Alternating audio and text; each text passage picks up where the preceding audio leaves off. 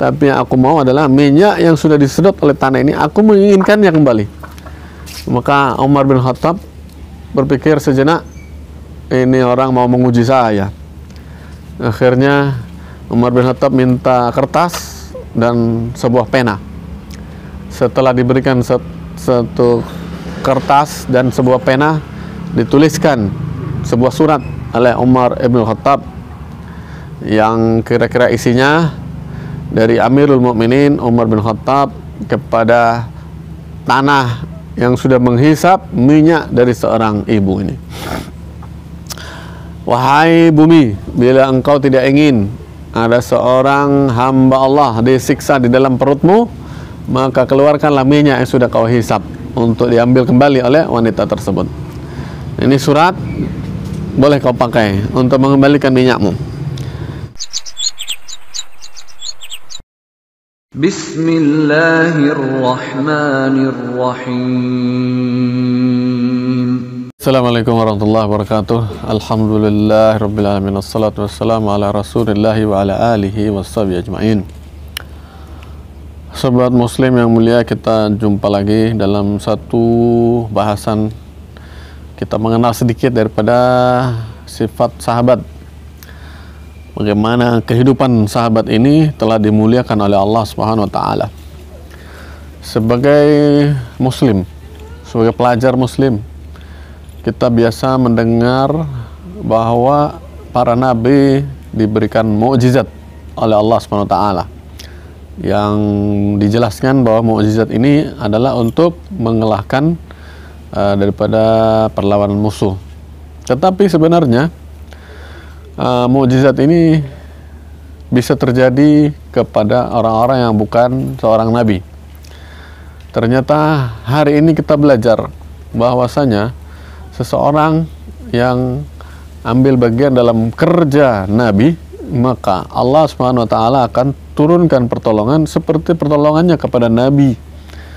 Misalnya Nabi Ibrahim alaihissalam, ketika ia dilemparkan ke dalam api yang besar, maka ia hanya pasrah kepada Allah Subhanahu wa taala. Ia tidak memiliki perkiraan apa-apa, prediksi apa-apa, apa yang akan terjadi nanti ketika di dalam api. Ternyata Allah Subhanahu wa taala bukan menghilangkan apinya, memadamkannya, tetapi Allah Subhanahu wa taala jadikan api ini dingin dan menyelamatkan bagi Ibrahim alaihissalam. Ternyata pada zaman Khalifah Umar bin Khattab sedang menjadi Amirul Mukminin, seorang tabi'in yang namanya kalau tidak salah adalah Abu Muslim Al-Khawlani. Beliau tabi'in karena tidak pernah berjumpa dengan Rasulullah SAW. Ada nabi palsu yang pengikutnya mengikatnya, kemudian dia dipaksa untuk meninggalkan Islam. Kalau tidak mau, maka ia diancam akan dibakar. Apa yang terjadi kemudian? Karena yakinnya Abu Muslim Al-Khawlani kepada iman yang sudah ada dalam hatinya, maka ia tidak mengikuti perintah daripada nabi palsu dan pengikut-pengikutnya. Kemudian ancaman mereka dibuktikan dengan tindakan, yaitu membakar Abu Muslim Al-Khawlani. Maka dibakarlah Abu Muslim Al-Khawlani. Tapi Allah Subhanahu wa taala memiliki kuasa. Apa yang terjadi? Tidak sedikit pun dari bulu-bulu yang ada di tubuh Abu Muslim Al-Khawlani yang terbakar. Bahkan pakaiannya pun tidak terbakar. Sehingga mereka meninggalkan Abu Muslim, dan Abu Muslim kemudian melarikan diri sampai di Madinah. Ia bercerita kepada Sayyidina Umar bin Khattab. Kemudian Sayyidina Umar bin Khattab mengumpulkan para sahabat dan orang-orang yang ada di Madinah waktu itu. Hendaknya setiap orang duduk di sini mendengarkan pengalaman yang dialami oleh Abu Muslim Al-Khawlani. Maka bercerita Abu Muslim Al-Khawlani tentang pengalamannya, yaitu ketika ia dibakar oleh seorang nabi palsu. Tetapi yang akan kita dengarkan apa yang dialami oleh Sayyidina Umar bin Khattab selama dalam hidupnya, pertolongan-pertolongan atau keajaiban-keajaiban. Sekarang kita mengenal siang kemudian malam, kemudian matahari terbit dari timur terbenam di barat, kemudian ada bulan di malam hari. Itu semua adalah sunnatullah. Ketika mendung kemudian berlanjut dengan hujan, maka ini adalah sunnatullah. Allah SWT telah atur dunia ini dengan sunnahnya, yaitu keteraturan. Nah, apabila seseorang ini merasakan lapar, maka ketika dia makan, maka akan terjadi rasa kenyang. Ini adalah sunnatullah. Tetapi ada satu perkara yang jarang dibahas di kalangan awam, yaitu qudratullah. Ala kulli syai'in qadir. Innallaha ala kulli syai'in qadir. Allah berkuasa atas segala sesuatu. Berkuasa artinya membuat satu perbedaan dari sunnatullah, disiplin yang Allah terapkan di dalam perputaran dunia ini, perputaran kehidupan ini. Salah satu contoh, Umar bin Khattab radhiyallahu an, ketika dalam kekhalifahannya ia merasakan gempa, maka kemudian Umar bin Khattab berteriak, apa salah Umar sehingga bumi sekarang berguncang?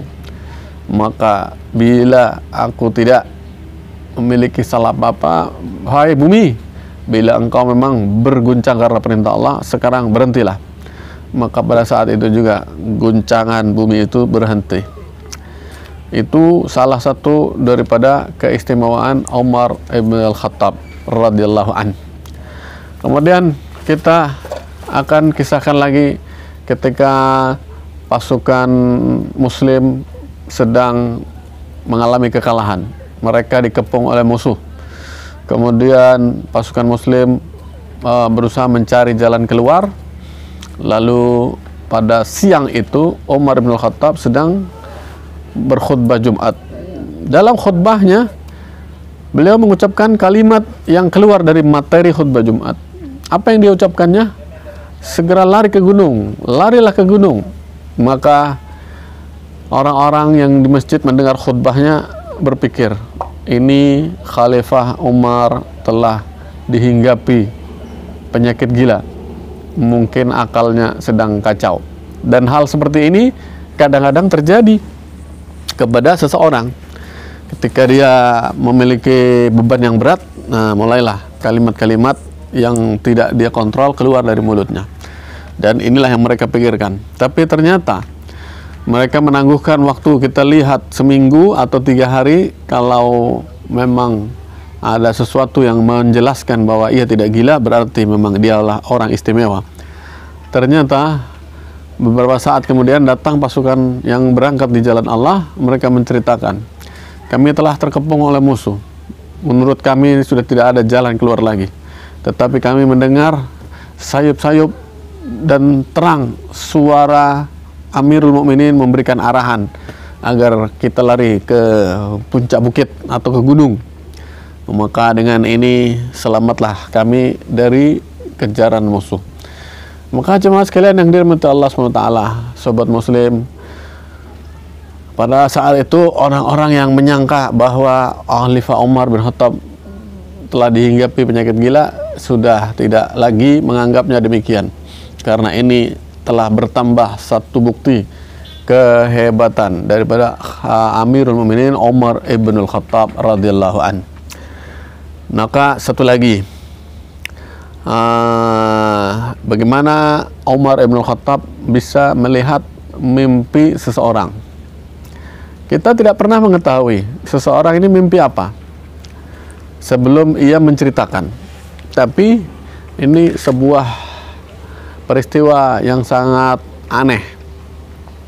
Suatu hari Sayyidina Ali bin Abi Thalib di zaman kekhalifahan Umar, ia bermimpi bertemu dengan Rasulullah SAW. Mimpinya dimulai dari ketika dia bangun sholat subuh, kemudian berangkat ke masjid. Di depan masjid dia temui seorang wanita tua membawa satu gantang korma. Wanita tua itu mengatakan, wahai Ali, bawalah ini segantang korma yang sudah masak hadiahkan kepada Rasulullah SAW. Maka Ali dengan senang menerima hadiah satu gantang kurma ini, kemudian dibawa masuk, disampaikan, ya Rasulullah, ada seorang wanita memberimu hadiah segantang kurma. Maka Rasulullah SAW kemudian mengambil satu biji kurma, disuapkan kepada Ali. Maka Ali mengatakan, ya Rasulullah, ini kurma memang enak, manis betul, tambahkan lagi ya Rasulullah. Rasulullah ambilkan lagi satu butir lagi. Kemudian Sayyidina Ali radhiyallahu anhu mengatakan, ya Rasulullah, ini memang enak, tambahkan lagi ya Rasulullah. Ditambahkan lagi satu butir oleh Rasulullah SAW. Kemudian mimpi itu berhenti di situ. Setelah Sayyidina Ali radhiyallahu anhu bangun, ternyata ini sudah masuk waktu subuh, saatnya dia pergi ke masjid. Ketika pergi ke masjid, ini sudah bukan di dalam mimpi lagi. Ketika dia pergi ke masjid, maka ada wanita tua di depan masjid membawa segantang kurma. Begitu melihat Sayyidina Ali radhiyallahu anhu datang ke masjid, maka wanita tua itu mengatakan, wahai Ali, ini ada kurma yang sudah masak satu gantang, aku ingin hadiahkan kepada Amirul Mukminin Umar ibn al-Khattab. Berarti ini zaman berapa tahun terpisah dari zaman Rasulullah SAW, karena di zaman Khalifah Umar, Rasulullah SAW telah wafat, Abu Bakar radhiyallahu anhu juga telah wafat. Jadi inilah zaman Khalifah Umar. Lalu Sayyidina Ali radhiyallahu anhu membawa masuk segantang kurma yang masak itu ke hadapan Amirul Mukminin Umar ibn al-Khattab radhiyallahu anhu. Hai Amirul Mukminin, seorang wanita tua di depan masjid memberimu hadiah ini segantang kurma. Maka Umar bin Khattab radhiyallahu anhu memetik satu biji kurma, disuapkan kepada Ali bin Abi Thalib. Tapi Ali bin Abi Thalib diam saja. Kemudian Umar bin Khattab mengatakan, katakan kurma ini manis sekali dan tambahkan lagi, seperti yang kau ucapkan dalam mimpimu kepada Rasulullah SAW tadi malam. Maka seketika itu terkejut Sayyidina Ali radhiyallahu anhu, dari mana engkau tahu bahwa aku bermimpi bertemu dengan Rasulullah dan memberi hadiah kurma dari seorang wanita tua, kemudian ia menyuapkan sebutir kurma kepadaku. Maka aku belum menceritakan sedikit pun semenjak mimpi itu aku alami, tak seorang pun mendengar mimpiku dari mulutku. Tetapi kenapa engkau bisa tahu? Maka Umar bin Khattab radhiyallahu anhu mengatakan, bukankah Rasulullah SAW pernah mengatakan, wattaqi firasatal mu'min fa innahu yanzuru bi nurillah. Takutlah kalian kepada firasat seorang mukmin. Seorang mukmin ini punya firasat yang dituntun oleh nur dari Allah Subhanahu wa taala. Bagaimana bisa seorang Umar bin Khattab dalam kehidupan nyata bisa masuk ke dalam dan melihat mimpi Sayyidina Ali radhiyallahu an. Bahkan Ali sendiri radhiyallahu an tidak mengetahui bahwa ada yang memberitahu kepada Umar bin Khattab tentang mimpinya Sayyidina Ali. Wah, ini bahaya. Bagaimana bisa kita diketahui rahasia-rahasia kita, sampai mimpi kita pun kita diketahui. Inilah daripada keistimewaan Umar ibn al-Khattab radhiyallahu an. Terjadi lagi ketika Umar bin Khattab radhiyallahu an berkeliling melihat rakyatnya, melihat umat ini. Seorang wanita, dia baru membeli minyak untuk masak, lalu minyak ini tumpah. Lalu setelah tumpah, minyak ini disedot oleh tanah. Disedot oleh tanah, tidak bisa lagi dia mengambil minyak tersebut karena sudah masuk ke dalam tanah. Kemudian Umar bin Khattab lewat, ada apa denganmu wahai seorang ibu?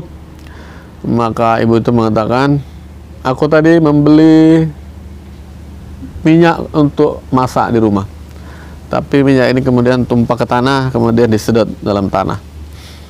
Sungguhnya engkau adalah pemimpin negeri ini, tanah pun ada dalam kepemimpinanmu. Aku ingin minyak ini kembali.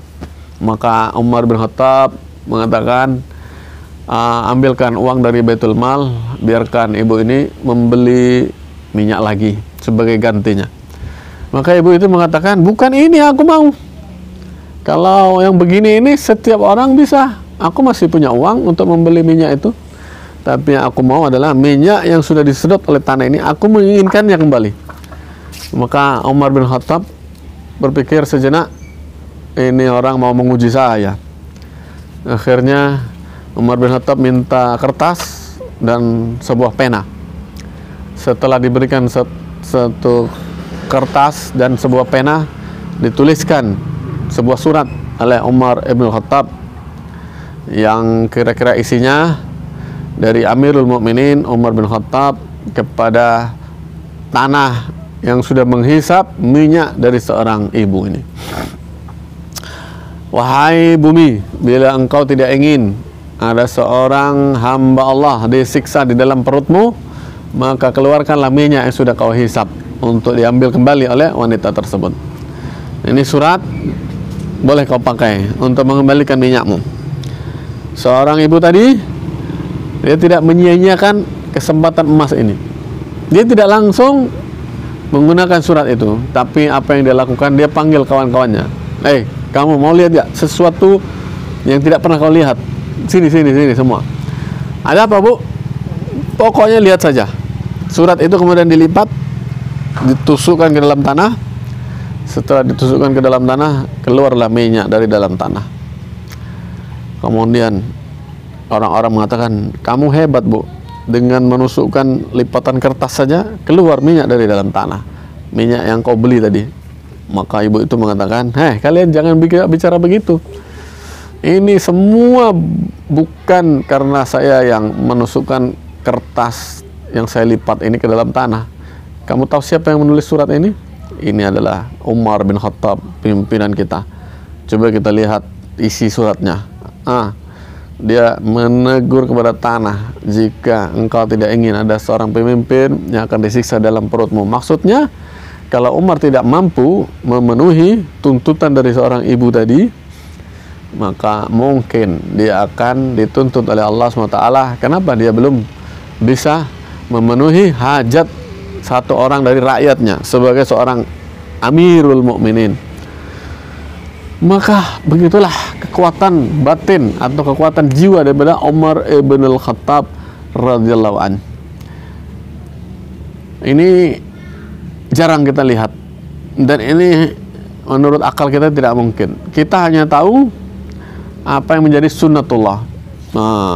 Kalau minyak sudah dihisap dalam tanah, ya sudahlah, kita cari lagi yang lain.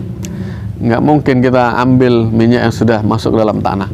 Tapi ini qudratullah yaitu kekuasaan Allah, mampu menentang daripada sunnatullah. Jadi ini kejadian yang tidak pernah sedikit pun dialami dalam kehidupan normal. Ini terjadi sekali-sekali saja. Apakah ini sebuah mukjizat? Tentu saja ini mirip dengan mukjizat. Kemudian ketika Umar bin Khattab menugaskan Amr bin al-As ke Mesir untuk menjadi gubernur di sana, apa yang terjadi? Amr bin As menyaksikan raja atau kepala suku yang ada di dekat Sungai Nil, yang mana warganya banyak menjadi petani. Ketika Sungai Nil ini mengering, maka mereka mulai berkumpul. Bagaimana ini? Kita tidak mampu menanam lagi karena air tidak datang.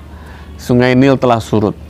Kayaknya Sungai Nil ini memerlukan satu pengorbanan dari kita.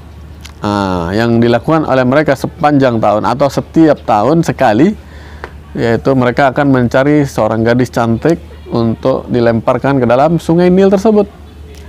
Dalam Sungai Nil tersebut, bila gadis itu sudah mati dalam sungai, mereka menunggu, kemudian air Sungai Nil mulai naik.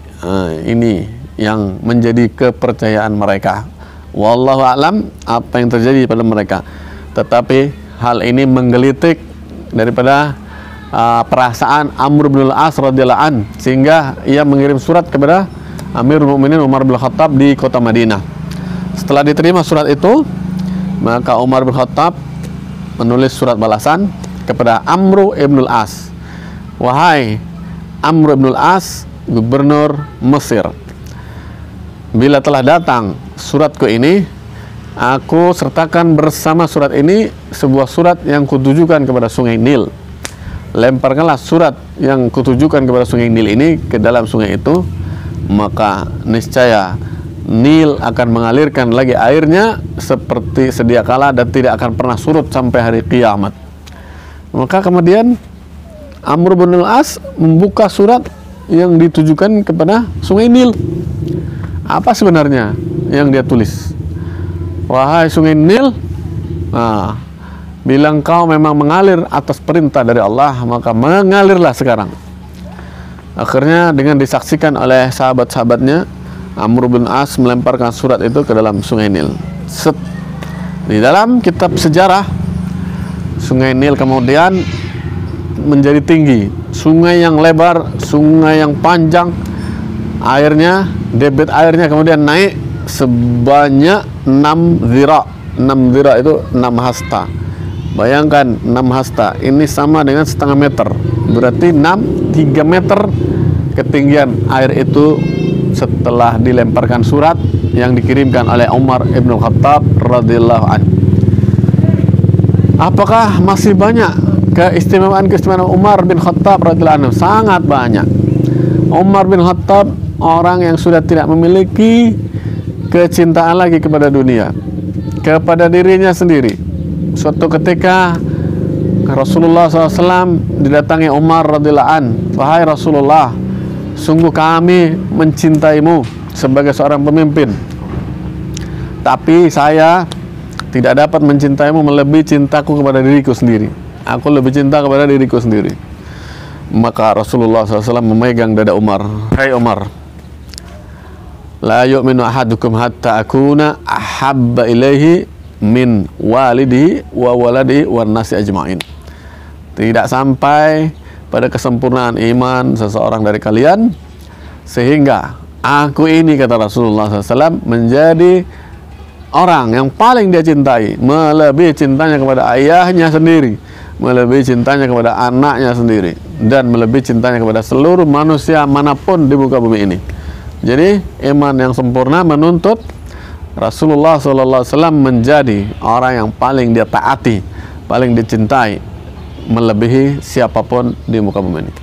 Maka saat itu Umar bin Khattab mengatakan, al-an ya Rasulullah, sekarang aku lebih mencintaimu daripada diriku sendiri ya Rasulullah. Maka Rasulullah SAW katakan, al-an ya Umar, sekarang imanmu telah sempurna. Maka semenjak itu Umar bin Khattab sedikit pun tidak pernah melakukan sesuatu karena kesenangannya, tapi semata-mata apa yang dilakukan oleh Umar radhiyallahu anhu untuk menyenangkan Allah Subhanahu wa taala, menyenangkan Rasulullah sallallahu alaihi wasallam. Oleh sebab itu, saudara muslim, Allah Subhanahu wa taala turunkan hal-hal yang aneh-aneh kepada Umar bin Khattab radhiyallahu anhu, seperti hal-hal aneh yang pernah dialami oleh para nabi. Luar biasa.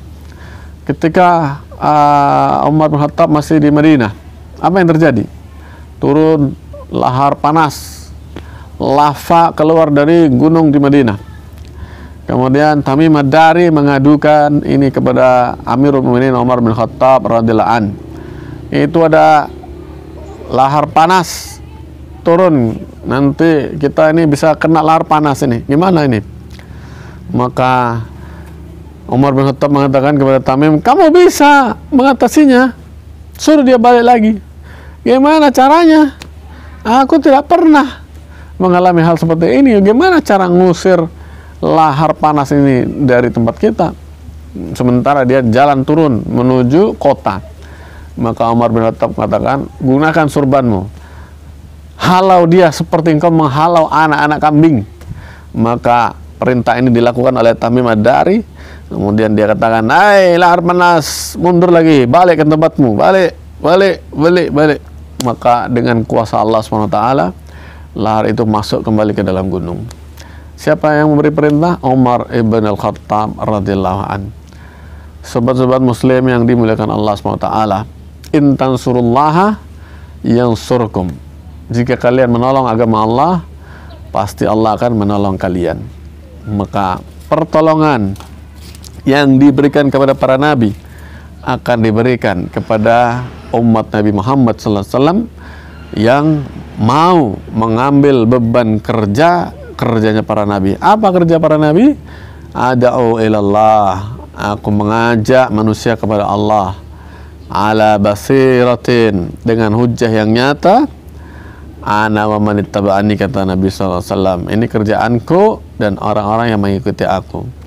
Insyaallah di kesempatan yang akan datang kita akan melihat keistimewaan selain daripada Umar bin Khattab radhiyallahu anhu dan daripada sahabat-sahabat yang lain yang mereka semua sempat berjuang bersama Rasulullah SAW, dan berkah daripada kepemimpinan Umar, keberanian daripada Umar bin Khattab telah menghantarkan kepemimpinan Islam ini 2/3 dunia telah dipimpin oleh Islam. Apa manfaatnya?